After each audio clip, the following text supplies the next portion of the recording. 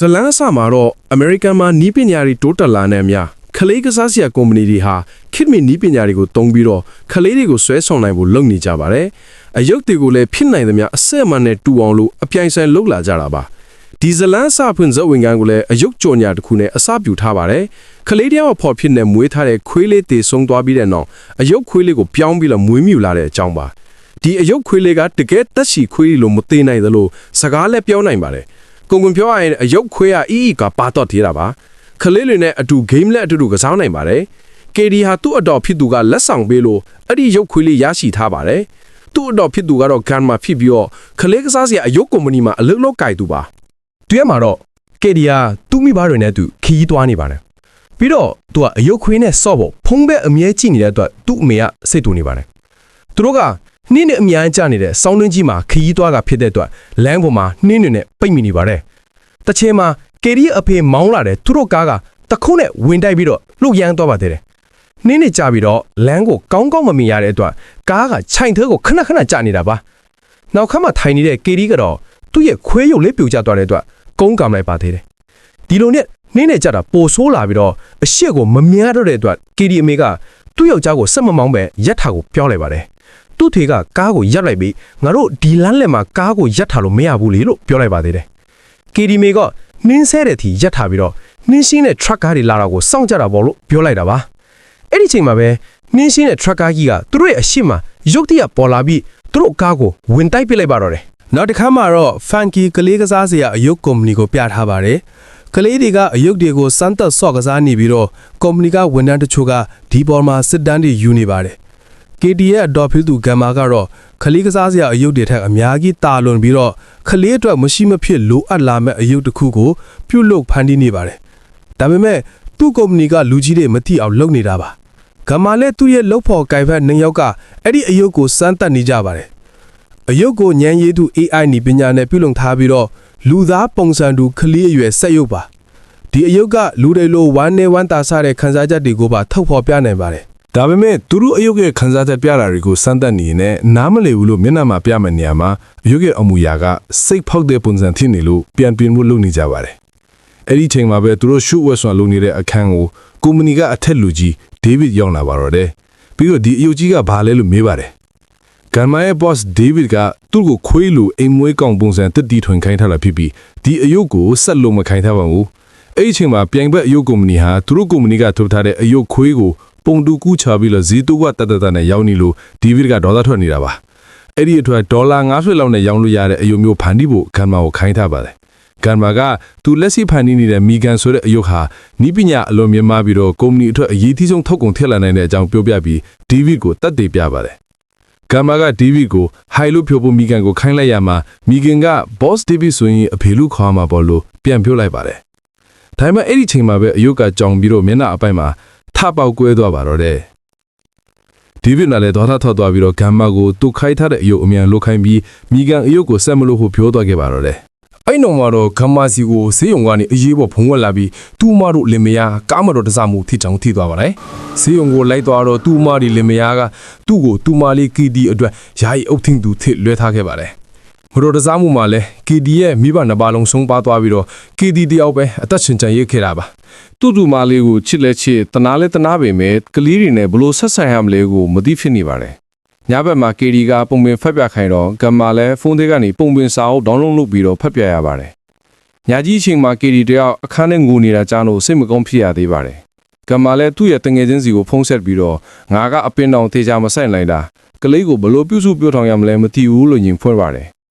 ်ကလေးအဖေရဲ့မိဘတွေကကူညီမယ်ပြောပေမဲ့ဖလော်ရီဒါမှာနေတာခက်တဲ့အပြင်သူတို့အကြောင်းလည်းတိတ်မသိတာကြောင့်ကလေးကိုပူလို့ကအဆင်မပြေပါဘူးအလုတ်ကနေလေခွင့်တွေယူရများလို့ဒေးဗစ်ကသူ့ကိုတိတ်သဘောမကျတော့ပါဘူးမိကန်အယုတ်ကိုလို့ဖို့အတွက်ကုမ္ပဏီက$1သိန်းလောက်ကိုလည်းသူကသုံးထားပါသေးတယ်အဲ့ဒီအချိန်မှာပဲစိတ်ကူးသုံးဆရာမကအိမ်ကိုရောက်လာပါတယ်ဒီဆရာမကဂမ်မာနဲ့ကေဒီတို့ရဲ့ဆက်ဆံရေးကိုစောင့်ကြည့်ပြီးဂမ်မာကကေဒီကိုအုတ်ထင်းဖို့တစ်လော်ချမ်းရှိမရှိတရားဝဲမှာပြန်တင်ပြမှာပါဆရာမဂမ်မာဟာကလေးမထင်းတဲ့ကြောင်းကိုသိပါပါတယ်။တဖာမှာကလေးဖေရဲ့မိဘတွေကလည်းကလေးကိုအုပ်ထင်းခွင့်လိုချင်နေကြပါတယ်။ဂမ်မာကတော့မိဘတွေကတေထန်းစာမှာယုံကြည်ပြီးခွင့်ပြုခဲ့တဲ့အတွက်ကလေးကိုမပေးချင်ပါဘူး။အဲ့ဒီအတွက်စိတ်ခွတုံဆရာမကကလေးနဲ့အဆင်ပြေခြင်းနဲ့ဆိုရင်ပြောင်းလဲမှုတွေလုပ်ဖို့လိုချောင်းဂမ်မာကိုအကြံပေးခဲ့ပါတယ်။ အဲ့တော့မှဂမ္မာက KD ကိုသူ့အရေးကြီးအလုပ်လုပ်ဆရာရှိကြောင်းပြောလိုက်ပါတယ်အဲ့ဒါကြောင့်နိုင်နေတဲ့အလုပ်လုပ်ရမှာဖြစ်ကြောင်း KD အနေနဲ့ iPad ကြည့်နေလို့ရကြောင်းလည်းပြောလိုက်တာပါ KD ကဘယ်နှမိနစ်ကြည့်ပြီးပေးကမလဲလို့မေးပေမဲ့ဂမ္မာကစိတ်ကြိုက်ကြီးခွန်းပေးလိုက်ပါတယ် ဂမအလုတ်လုတ်တာညထီကြာသွားတော့ KD ကသူ့ခန်းထဲဝင်လာပါတယ်ဂမက KD နဲ့တေချာမဆော့ပေးနိုင်တဲ့တောင်းပန်ပြီးတော့ KD ဆွဲထားတဲ့ပုံလေးတွေကိုယူကြည့်ပါတယ်ပြီးတော့သူလည်းအကောင်လေးတွေဆွဲနေတာဖြစ်ကြောင်းနဲ့ KD ကိုကြည့်ချင်လားလို့မေးပါတယ်ဒါပေမဲ့ KD ကတော့အခန်းတောင်းကစက်ရုပ်တရုပ်ကိုစိတ်ဝင်စားသွားပါတယ်အဲ့ဒါကဂမ college မှာတော့လုတ်ခဲ့တဲ့စက်ရုပ်နမူနာပုံစံပါပြီးတော့ဂမက KD ကိုစက်ရုပ်အကြောင်းရှင်းပြပါတယ်စက်ရုပ်မျက်နှာမှာ 3D ကင်မရာတွေလေဆာတွေရီဒါတွေတတ်ထားကြောင်းလူသားကိုထိတာနဲ့မာတဲ့အရာတွေကိုထိတွေ့မိတာခွဲခြားနိုင်မှုအာယုံခံကိရိယာတွေလည်းတတ်ထားကြောင်းကိုပြောပြပါတယ်။ KD ကတော့သူ့မှာဒီလိုစက်ရုပ်မျိုးရှိရင်တခြားပါရုံမှာတောင်လိုတော့မှမဟုတ်ဘူးလို့ပြောလိုက်ပါတယ်။ KD အဲ့လိုပြောတာကိုကြားပြီးတော့ဂမာရက်စင်ထားရဲ့မီဂန်အယုတ်တီထွင်တာကိုပြန်လုပ်ဖို့စိတ်ကူးရလာခဲ့ပါတယ်။ပြီးတော့မီဂန်အယုတ်that program တွေတီချာရေးပြီးတော့တကယ်အလုပ်ဖြစ်အောင်တဆင်ချင်းအသေးစိတ်ပြန်လဲတည်ဆော့ပါတော့တယ်။ခန္ဓာကိုယ်စိတ်ပိုင်းတွေမျက်နှာနဲ့စပင်ပုံစံတွေပါတီချာစဉ်းစားပြီးတော့တီထွင်ခဲ့တာပါ။နောက်ဆုံးမှာတော့သူတို့လူချင်းတဲ့ပုံစံကိုရရှိလာခဲ့ပါတော့တယ် ဒီနေ့တော့ဂမ္မာရဲ့ boss David ရောက်လာပြီဂမ္မာစီကသူတောင်းထားတဲ့အိမ်မွေးကောင်ပုံစံတစ်နမူနာကိုလာကြည့်တာပါဂမ္မာကတော့အိမ်မွေးကောင်အစားသူအတစ်ပြတ်တီထွင်ထားတဲ့မီဂန်ကိုပြဖို့ပြင်ဆင်ထားပါတယ်မီဂန်နဲ့အတူစကားပြောဖို့တူမှလေး KD ကိုပါခေါ်လာပါတယ် David ကလည်းအခန်းပြင်ဘက်ကနေစောင့်ကြည့်နေပါတယ်ဂမ္မာကမီဂန်နဲ့လေပင်ကခလုတ်ကိုဖွင့်လိုက်ပြီးတော့ KD ကိုမီဂန်နဲ့လောက်အားပေါ်မှာထိကြည့်ဖို့ပြောပါတယ်အဲ့လိုလုပ်လိုက်တာနဲ့မီဂန်နဲ့ KD ကချိတ်မိသွားမှာဖြစ်ပြီးတော့မီဂန်က KD ကိုသူ့ရဲ့အဓိကအသုံးပြုသူအဖြစ်မှတ်သွားတော့မှာပါ KD ကမီဂန်ရဲ့လောက်အားပေါ်မှာသူ့လက်ချောင်းလေးနဲ့တင်ပြီးတော့မီဂန်ကိုနှုတ်ဆက်လိုက်ပါတယ်မီဂန်ရုပ်မှာကချက်ချင်းအသက်ဝင်လာပြီးတော့ KD ကိုပြန်နှုတ်ဆက်ပါတယ်ပြီးတော့မျက်လုံးမှာတက်ထားတဲ့ကင်မရာကနေသစင် KD ကိုကြည့်ပါတယ်ပြီးတော့ KD အင်ဂျီလီကလှတဲ့အကြောင်းစပြောပါတယ် KD ကိုမီဂန်ကသူနဲ့ကစားမလားလို့ပြောပြီးတော့မက်တထရက်လိုက်ပါတယ်အပင်ကနေကြည့်နေတဲ့ David ကတော့မီဂန်ကိုကြည့်ပြီးအံ့ဩနေတော့တာပါမီဂန်က KD ကိုပုံဆွဲမလားလို့ပြောပြီးတော့ရောင်စုံတွေနဲ့ဆွဲပြပါတယ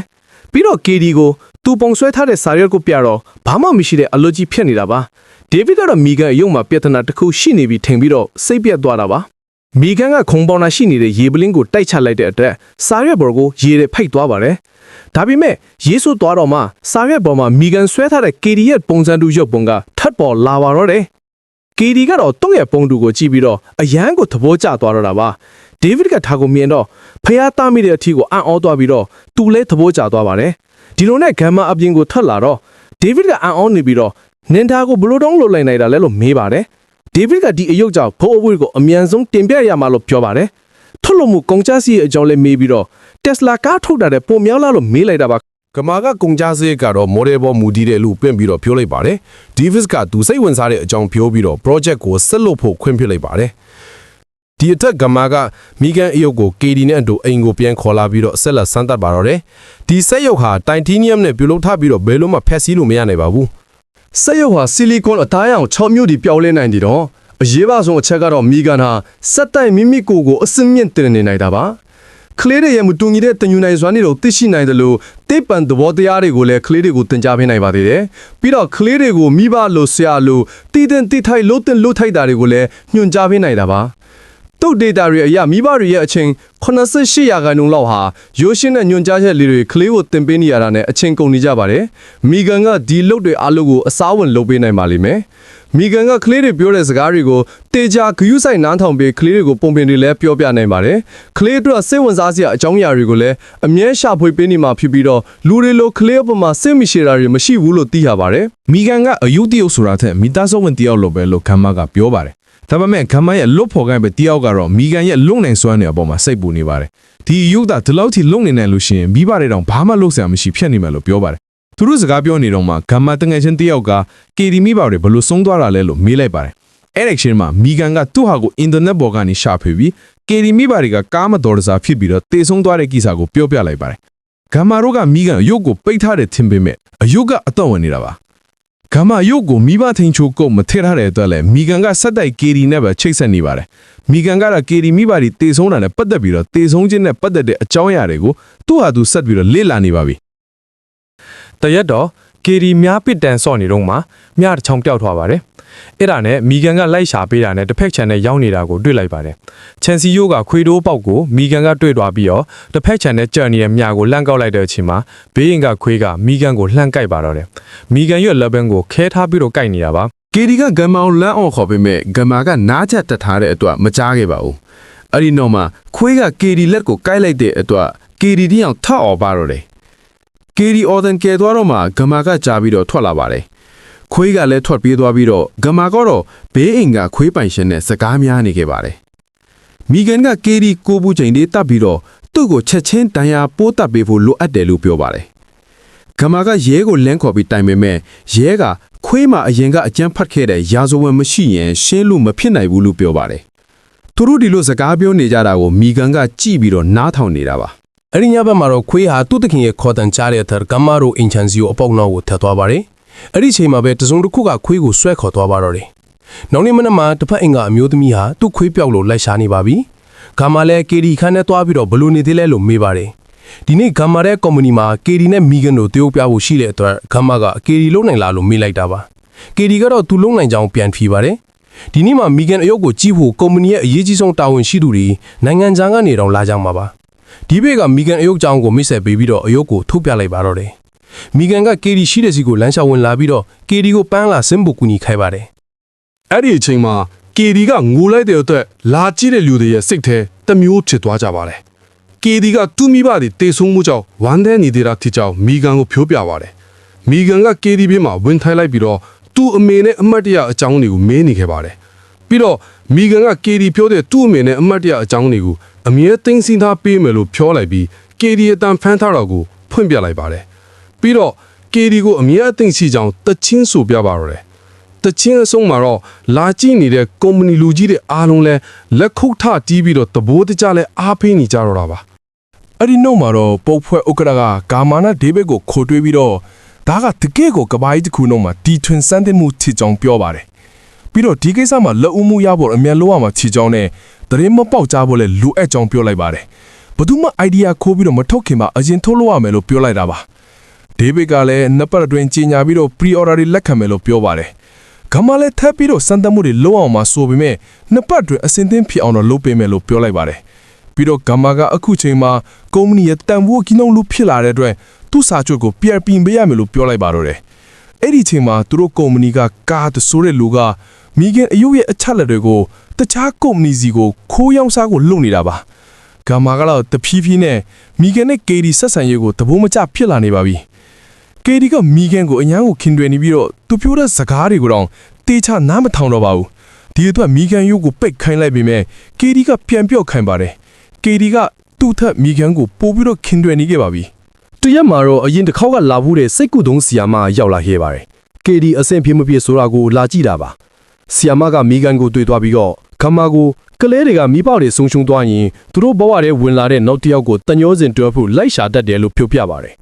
အဲ့ဒါကကေဒီအတက်ဂါမာဖြစ်ရမှာဖြစ်ပေမဲ့မီဂန်လိုအယုတ်ကိုတီးထွင်လိုက်တော့ကေဒီကမီဂန်ကိုသူ့ရဲ့အဓိကအုပ်ထင်းသူအဖြစ်ထင်သွားနိုင်တယ်လို့ပြောပါတယ်ပြီးတော့ကလေးနဲ့အယုတ်ကြားမှာဖြတ်လို့မရတဲ့တညှိုးစင်ကြိုးတွေဖန်တီးနေသလိုဖြစ်နေမယ်လို့တတိပေးပါတယ်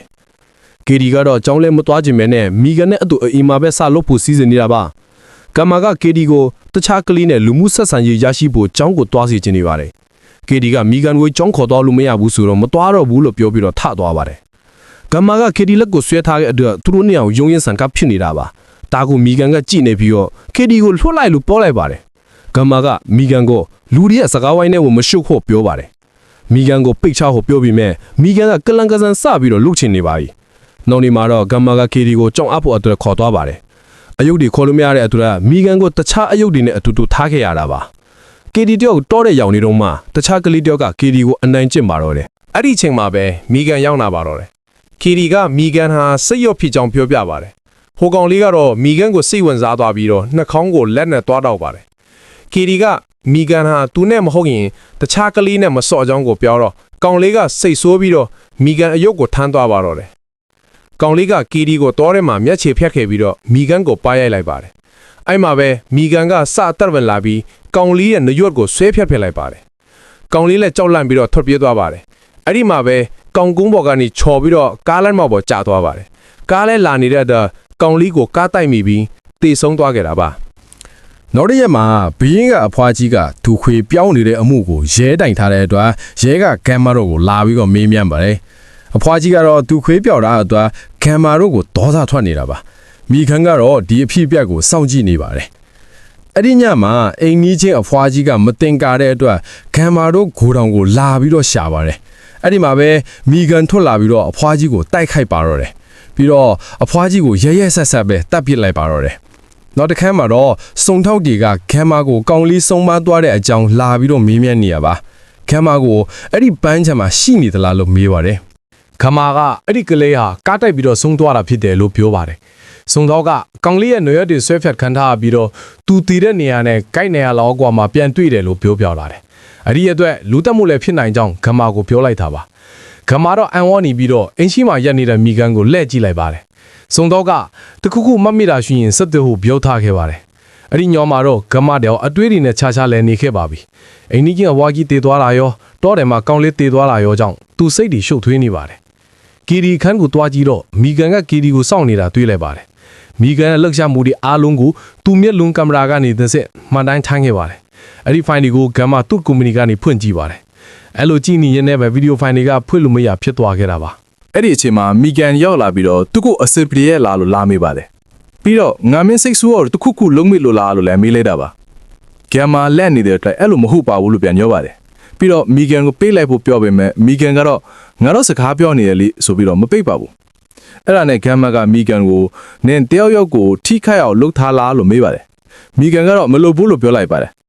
ဂမ်မာကမီဂန်ကိုတခုပြမယ်လို့လဲစားပြီးတော့လေဘင်းကခလုတ်ကိုပိတ်လိုက်ပါတော့တယ် ပြီးတော့မီဂန်ကိုတိတ်တင်တဲ့ပတ်ကားနောက်ဖုန်းနဲ့ထည့်ပြီးတော့ကုမ္ပဏီကိုမောင်းလာပါတယ်။ကေဒီကတော့မီဂန်ကိုကားနောက်ဖုန်းနဲ့ထည့်ထားတဲ့အတွက်ဒေါသထားနေပါတယ်။ဂမ်မာကသူ့နှုတ်ဖို့ကိုင်ပတ်တင်တဲ့ဒီကိစ္စကိုပြောတော့သူတို့လည်းမယုံနိုင်ဖြစ်နေရတာပါ။လူလေးကိုလုံးဝထိခိုက်မှုမလုပ်ဖို့သူတို့မီဂန်ရဲ့ program ထဲမှာတေချာထည့်ပြီးတော့ရေးဆွဲထားတာပါ။မီဂန်ကိုဒီဇိုင်းဆွဲခဲ့ရမှာ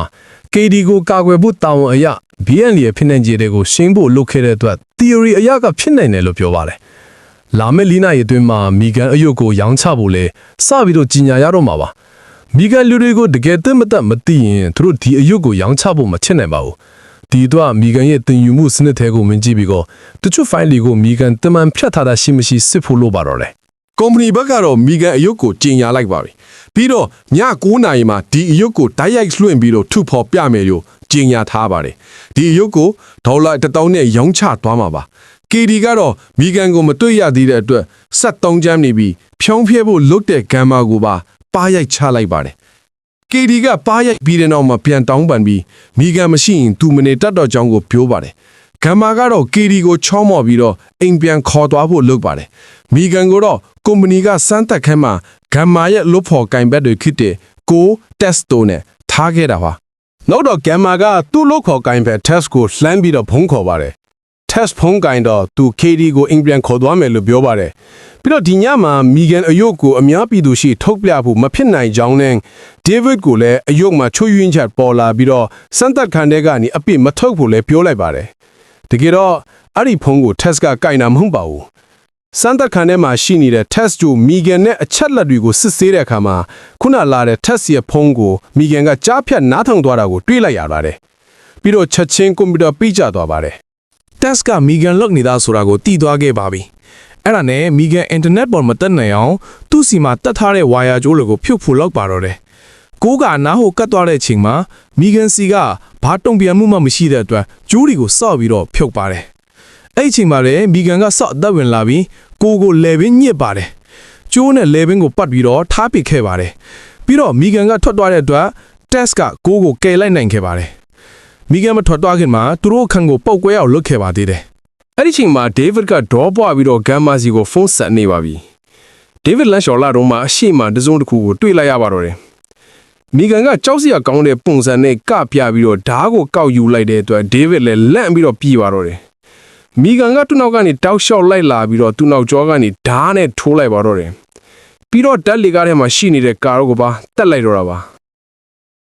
အပေါ်မှာတော့မီဂန်ကိုလာဆောင်ကြည့်တဲ့သူတွေကရောက်လာကြပါပြီ။ဒါပေမဲ့ဒက်လီကတကောင်ပွင့်လာတဲ့အချိန်မှာတော့လူတွေနှစ်ယောက်ကိုတွေးလိုက်ရတဲ့အတက်လန့်ပြီးတော့အော်ကြပါတော့တယ်။မီဂန်ကတော့ကုမ္ပဏီထဲကနေထွက်ပြီး KD ရှိတဲ့အိမ်ကို လိုက်သွားခဲ့ပါပြီတစ်ဖက်မှာကေဒီကတော့အိတ်နေပါပြီဂါမာကမူတန်ကာလို့အိမ်သေးကိုရှောက်ကြည့်တော့အေဂန်တမမီဂန်ကဆန်နေတီးနေတာကိုတွေးလိုက်ရပါတော့တယ်မီဂန်ကသူ့ကိုအလွယ်တကူဖျက်ဆီးလို့မရကြောင်းဂါမာကိုပြောပါတယ်ပြီးတော့သူကေဒီကိုတသက်လုံးဆောင်းရှောက်မှာလို့လဲဆိုလိုက်ပါတယ်ပြီးတော့ဂါမာကိုထိုင်ခိုင်းပါတယ်ဂါမာကအရင်တစ်ခေါက်ကလွတ်တယ်လို့မီဂန်ကိုအာယုံလိုက်ပြီးတော့ပိတ်ချဖို့လုပ်ပေမဲ့ဒီတစ်ခေါက်တော့မရတော့ပါဘူးမီဂန်ကသူ့ကိုလေပင်ပြန်ညှိလိုက်ပါတော့တယ် အဲ့ဒီချိန်မှာပဲ KD ကထွက်လာပြီးတော့အခန်းဝကနေဂမ်ဘာလို့ခေါ်လိုက်ပါတယ်မီဂန်က KD ဒီခန်းထဲဝင်လာရင်ဂမ်ဘာကိုတတ်ပြင်မယ်လို့ပြောလို့ဂမ်ဘာက KD ကိုမလာဖို့ပြောလိုက်ပါတယ် KD ကိုပြန်အိတ်ခိုင်းလို့ KD ပြန်ကလက်ထောက်စင်မှာဂမ်ဘာကမီဂန်ကိုရေကွက်ထဲကရေနဲ့ပတ်လိုက်ပါတော့တယ်မီဂန်ကဂမ်ဘာကိုဒေါသထွက်ပြီးတော့လေပင်ညစ်တက်ဖို့လုပ်ပေမဲ့ရေဆိုးသွားလိုက်ကြောင်းစက်ကရက်သွားပြီးမီဂန်တယောက်မလုံးမရက်ဖွတ်သွားပါတော့တယ်အိမ်တော့ဂမ်ဘာထွက်ပြေးဖို့လုပ်တဲ့အချိန်မှာမီဂန်ပြန်အသက်ဝင်လာပြီးဂမ်ဘာနောက်ကိုလိုက်ပါတော့တယ်ရေဆိုးထားတဲ့မီဂန်နဲ့လှုပ်ရှားပုံတွေကပြောင်းလဲကုန်ပြီးတော့ကြောက်စရာပုံစံကြီးဖြစ်နေခဲ့ပါပြီ KD လဲစူညံတန်တွေကြောင့်ထွက်လာဖို့လွတ်ပေမဲ့မီဂန်ကထွက်လို့မရအောင် KD အခန်းတကားတော့ကိုဖျက်ပစ်လိုက်တာပါဂန်မာလဲလွှားဆက်ကိုဖဲဖြုတ်ပြီးမီဂန်ရဲ့မျက်နှာကိုလွှားဆက်လက်ပိုင်းလိုက်တော့စပင်းတွေကျွတ်ထွက်လာခဲ့ပါတယ်ဒါပေမဲ့မီဂန်ကဂန်မာကိုပြန်တိုက်ခိုက်တဲ့အတွက်ဂန်မာလက်ထဲကလွှားဆက်လွတ်ကျသွားပါတယ်အဲ့ဒီအချိန်မှာပဲ KD ကအခန်းဝါကိုရောက်လာပြီးသူတို့ကိုတွေ့သွားခဲ့ပါတော့တယ် KD ကအခုတော့မီဂန်အကြောင်းကောင်းကောင်းသိသွားပါပြီ KD ကဂမ်မာကောလိပ်တုန်းကလှုပ်ထားတဲ့ဆက်ရုပ် Bruce ရဲ့အဝေးထိန်လက်အိတ်ကိုစွတ်ပြီးတော့ Bruce ကိုထိန်းချုပ်လိုက်ပါတယ်ပြီးတော့အဲ့ဒီဆက်ရုပ်နဲ့မီဂန်ကိုလဲပင်းညက်ပြီးတော့ကင်ပေါက်လိုက်ပါတယ်မီဂန်က KD ကိုပြန်ဆွဲဆောင်ဖို့ကြိုးစားပေမဲ့ KD ကတော့မီဂန်ကိုနှစ်ပိုင်းဆွဲဖြုတ်လိုက်တော့တာပါဒါပေမဲ့မီဂန်ရဲ့အပေါ်ပိုင်းခန္ဓာကိုယ်ကအသက်ဆက်ဝင်နေပြီးတော့ KDC ကိုလာနေပါတယ် KD က Bruce ကိုထပ်သွင်းဖို့လုပ်ပေမဲ့ Bruce ကချော်လဲကြပြီးခေါင်းဖြုတ်ထားပါတော့တယ်မီဂန်က KD ကိုပါသူထိန်းချုပ်သူအဖြစ်နဲ့မလက်ခံတော့ပဲသူ့ကိုသူပဲဖြန်ထိန်းချုပ်တော့မယ်လို့ပြောပါတယ်ပြီးတော့ KD ကိုအန်ဒီရဲ့ပေးဖို့လုပ်ပါတယ်ဂမ်မာကပြုတ်နေတဲ့ Bruce ရဲ့ခေါင်းကိုကောက်ယူပြီးမီဂန်ကိုရိုက်လိုက်ပါတယ်မီဂန်လဲကျသွားတဲ့အချိန်မှာမီဂန်မျက်နှာကအစိတ်ပိုင်းတွေကိုဆွဲဖြုတ်ဖို့လုပ်ပါတယ်ချစ်ပြားကိုဆွဲဖြုတ်ဖို့လုပ်တဲ့အချိန်မှာမီဂန်အခုထိအသက်ဝင်စေဖြစ်နေပြီးတော့ဂမ်မာကိုပြန်လဲတိုက်ခိုက်နေပါတယ်ဂမ်မာကိုလေပင်ကျစ်တက်ဖို့လုပ်တဲ့အချိန်မှာ KD ကဝက်ဦးလက်ကိုယူပြီးတော့မီဂန်ရဲ့မျက်နှာကချစ်ပြားနေရာတဲ့တဲ့ကိုထိုးချလိုက်ပါတော့တယ်အဲ့ဒီအချိန်မှာပဲပီတူဝိုင်းနေရက်လာပြီးကိုနဲ့တက်စ်တို့လည်းရောက်လာခဲ့ပါတော့တယ်စက်သိန်းမှာတော့မီဂန်ဟာ KD လက်ချက်နဲ့အဆုံးသက်သွားခဲ့ရပြီး KD ဟာသူ့အတော်ကမာနဲ့ဆက်ရှိနေပါတယ်အချစ်ကြီးလွန်းလာတဲ့ဆက်ရုံမလီမီဂန်နဲ့ဘွားကတော့ဒီနေရာမှာတင်စက်သိန်းသွားခဲ့ပါတော့တယ် ကြည့်ရှုအားပေးခဲ့ကြတဲ့ပရိသတ်တွေရောချင်းစီတိုင်းကိုကျေးဇူးတင်ပါတယ်။နောက်ရက်ဒီမှာလည်းအသစ်ထပ်ပြီးတော့ထပ်ချိတ်ထားတဲ့ Migan 2.0 ဇာတ်ကားကိုဆက်လက်တင်ဆက်ပေးတော့မှာဖြစ်တာကြောင့်အသစ်တင်တိုင်းသိရအောင်ကျွန်တော် channel လေးကို subscribe လုပ်ခဲ့ကြဖို့တောင်းဆိုပေးပါရစေဗျာ